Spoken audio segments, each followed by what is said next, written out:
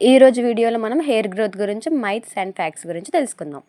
Number 1, daily హెయిర్కి oil apply చేస్తే hair ఫాస్ట్గా పెరుగుతుందని చెప్తుంటారు. ఫ్యాక్ట్ ఏంటంటే మనం హెయిర్కి ఆయిల్ అప్లై చేయడం వల్ల ఆయిల్ అనేది హెయిర్ని మాయిశ్చరైజ్ చేస్తుంది అండ్ స్కాల్ప్ మసాజ్ వల్ల బ్లడ్ సర్క్యులేషన్ అనేది ఇంప్రూవ్ అవుతుంది.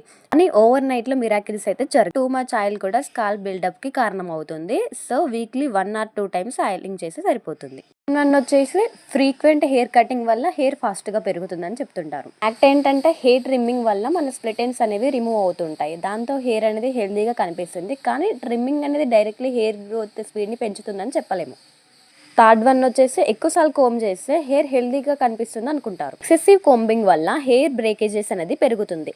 ఎస్పెషల్లీ వెట్ హెయిర్ని ఎక్కువగా కోంబ్ చేయడం అనేది చాలా డేంజరస్. ఆల్వేస్ జెంటిల్గా కోంబ్ చేయండి and white tooth comb is the best option. Fourth one వచ్చేసి షాంపూ వల్ల హెయిర్ ఫాల్ అవుతుందని అనుకుంటారు. యాక్ట్ ఏంటంటే హెడ్ బాత్ టైంలో ఆల్రెడీ లూజ్ అయిన హెయిర్ బయటికి వస్తుంది. అందుకే షాంపూ వల్ల హెయిర్ ఫాల్ పెరిగినట్టు అనిపిస్తుంది. యాక్చువల్లీ దర్టీ స్కాల్ప్ వల్ల హెయిర్ ప్రాబ్లమ్స్ అనేవి ఎక్కువగా వస్తాయి. ఫిఫ్త్ వన్, న్యాచురల్ ఇంగ్రీడియంట్స్ అనేది ఆల్వేస్ సేఫ్ అనుకుంటారు. ఫ్యాక్ట్ ఏంటంటే ఎవ్రీ న్యాచురల్ ఇంగ్రీడియంట్ అనేది అందరికీ సూట్ అవ్వదు. లెమన్ అండ్ ఆనియన్ జ్యూస్ లాంటివి డైరెక్ట్ యూస్ చేస్తే ఇరిటేషన్ రావచ్చు. సో ఆల్వేస్ ప్యాచ్ టెస్ట్ అనేది చేసుకోండి.